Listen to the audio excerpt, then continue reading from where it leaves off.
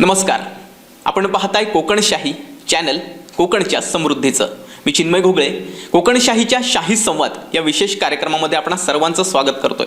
आपल्यासोबत आज प्रणय दरेकर आहेत, माझे खूप चांगले मित्र आहेत.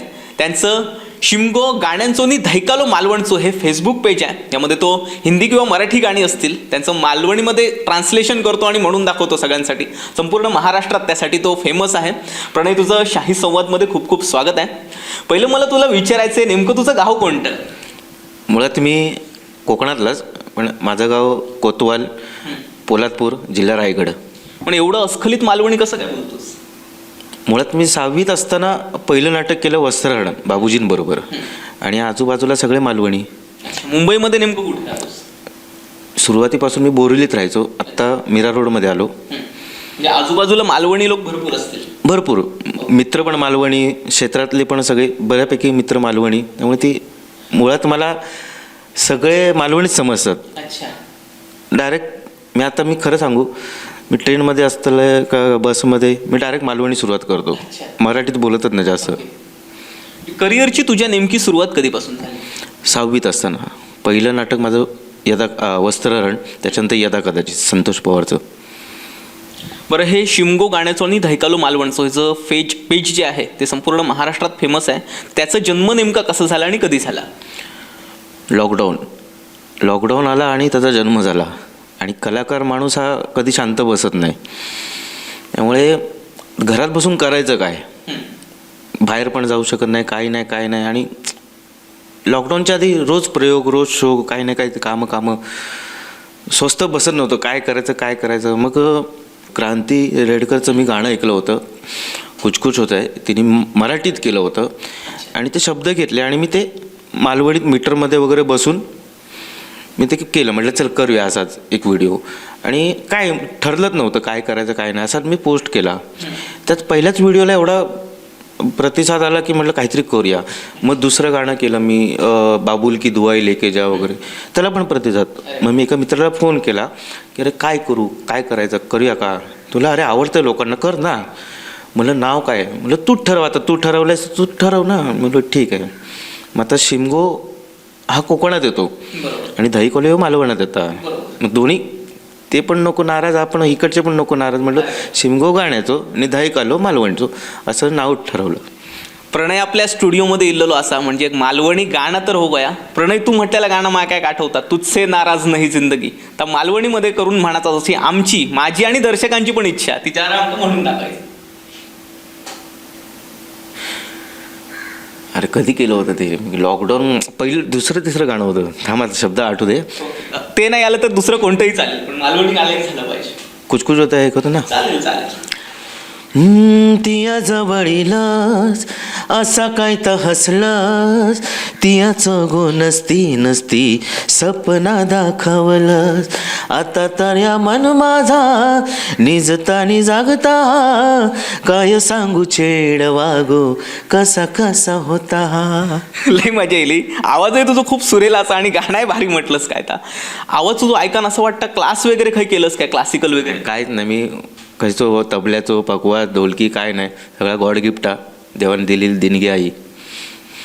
ज्यावेळी सुरुवात केली होती ह्या चॅनलची आपल्या, तेव्हा एवढा प्रतिसाद दर्शकांकडून मिळेल असं वाटलं होतं का कधी? अजिबात. मी टाइमपास म्हणून मग तुका सांगलंय की बाबा घरात बसून करू जा काय, म्हणून म्हटलं चल गाणी करूया. मग पेज केलं, पण पेजला एवढं प्रतिसाद दिलं की माझे 2 एपिसोड झाले झीला लावरे ते व्हिडिओमध्ये.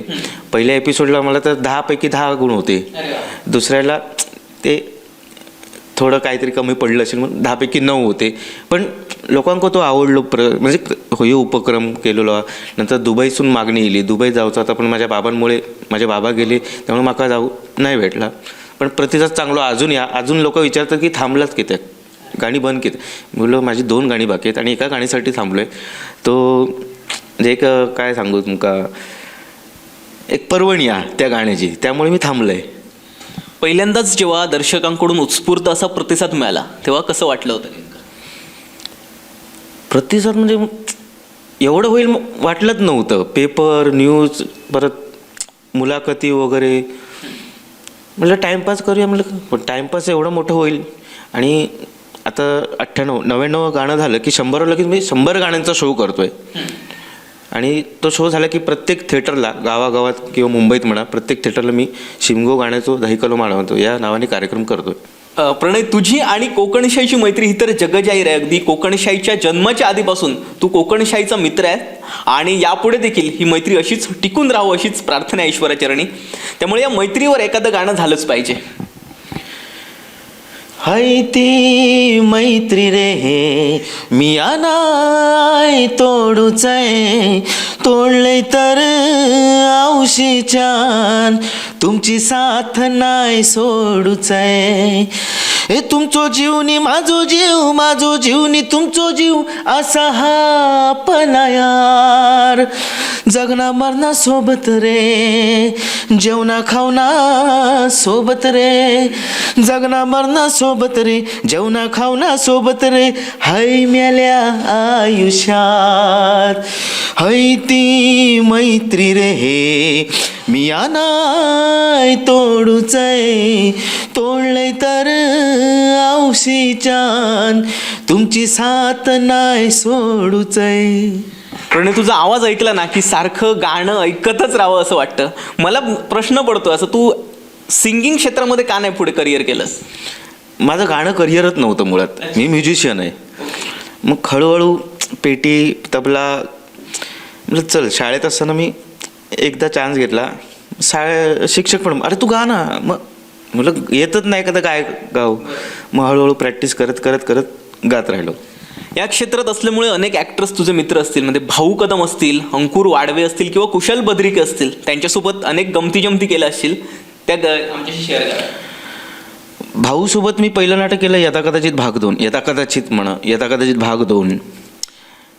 भाऊ, कुशल, समीर चौगुले पण होता, कमलाकर सातपुते, अंकुर वाडवे, संजय खापरे, परत सतीश तारेंसोबत मी मोरूची मावशी केलं होतं. म्हणजे जेव्हा नीलम शिर्केने ते प्रोड्यूस केलं होतं तेव्हा फक्त 25 प्रयोग, त्याच्यात सतीश तारे मावशी करायचे. आणि दौरा म्हणजे आमच्यासाठी एक धमाल, एन्जॉय. म्हणजे शाळेतली ट्रिप किंवा कॅम्प कसा जातो 3 दिवसासाठी मजा मस्ती.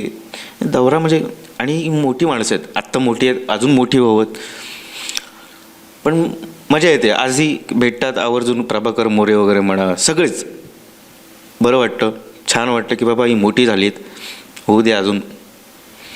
ॲक्टिंग आणि सिंगिंग या व्यतिरिक्त अजून कोणकोणते छंद आहेत? मी फोटोग्राफर चांगला आहे. कॅलिग्राफी करतो, एडिटिंग करतो, व्हिडिओ फोटो वगैरे. अजून जे येईल ते करायचं असं आहे की हेच ॲक्टिंग किंवा म्युझिक असं काय, काय येईल ते करायचं. आजवरच्या प्रवासामध्ये कोणाकोणाची साथ लाभली आणि त्यांचे आभार कसे? साथ म्हणजे मुळात मोठी साथ जी दिली ती माझ्या आईने दिली. आईने जर जा कर, तुला पाहिजे हे घे, ते घे, हे घे, ते दिलंच नसतं तर मी इथपर्यंत आलोच नसतो. त्याच्यानंतर संतोष पवार, बाबूजी मच्छिंद्र कांबळी, सतीश तारे, लक्ष्मीकांत बेर्डे मामा, लक्षा मामा, अशोक मामा, अशोक सराफ, असे आता नावं जेवढी घेईन तेवढी कमीच आहे. मला संतोषने खूप जास्त म्हणजे खूप सपोर्ट दिला प्रत्येक नाटकात वगैरे. काय असेल तर हे कर वगैरे. जनार्दन लवंगारांची भरपूर नाटकं केली मी. असे बऱ्यापैकी मित्रमंडळी आहेत, अजूनही सपोर्ट करतात, करत राहतील भरपूर. आता सांगायचं झालं तर आमच्या क्षेत्रात मी चांगले दिवस पण बघितले आणि वाईट दिवस पण बघितले. मी माझं स्वतःचं मरण 3 वेळा बघितलं आहे या क्षेत्रात. म्हणजे डोळ्याने बघितलं आहे मी 2 वेळा. तर एकदा बॉम्बस्फोट नाटकाला, एकदा ॲक्सिडंट गाडीचं ॲक्सिडंट असं झालं की आमच्या स्लीपर कोच आहेत, त्यामुळे एक बर्थ वर एक बर्थ खाली असं आहे. आणि आम्ही जेवून आलो तर आता टाईमपास म्हणून सगळे खेळतात पत्ते वगैरे. तर जेवून मला आता जेवल्या कुठे बसणार ना सगळे पत्ते खेळायला. तर मी असाच बसलो होतो सीटवर. तो मित्र मला उठ, आम्हाला पत्ते खेळायचे. मला अरे थांब सगळे येऊ दे. म्हणजे आल्यावर उठतो ना मी. नाही उठ तू उठ. म्हटलं बाबा काय करायचं ते कर. कोणच आलं नव्हतं. मी उठलो, तो बसला तिकडे आणि मागून एक ट्रक आला. ब्रेक फेल होता, डायरेक्ट हे झाला. मी उठायला आणि तो बसायला, तो बसला, धडक लागली आणि वरची बर्थ डायरेक्ट डोक्यात घेऊन तो जागीच गेला. हे मरण तू स्वतः डोळ्याने बघितलं? आणि बिचाराचं एवढं वाईट वाटतं की त्याचं जगातच कोणी नव्हतं.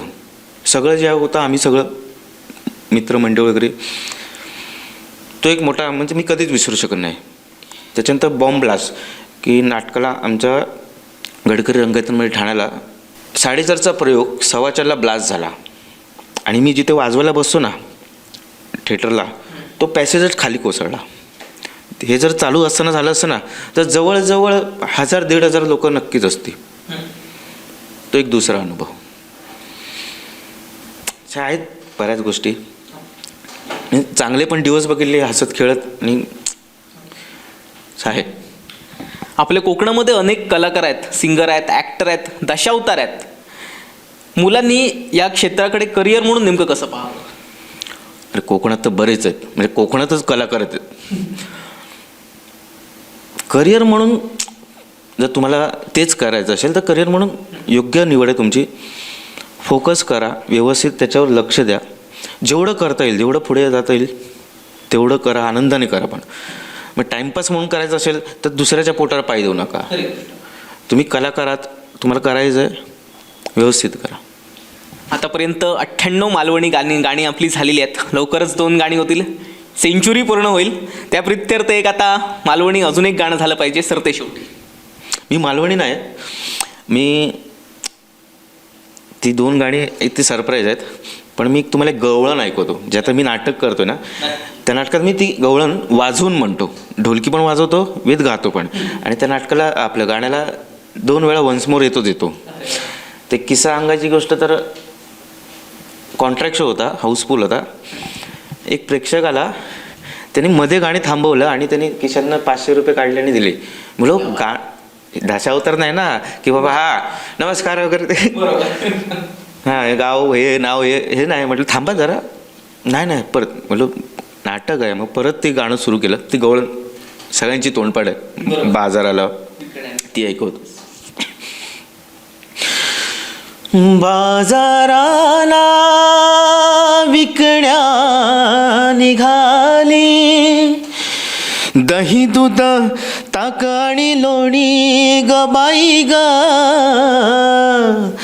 दही दूध ताक आणि लोणी वै माझ्या ग.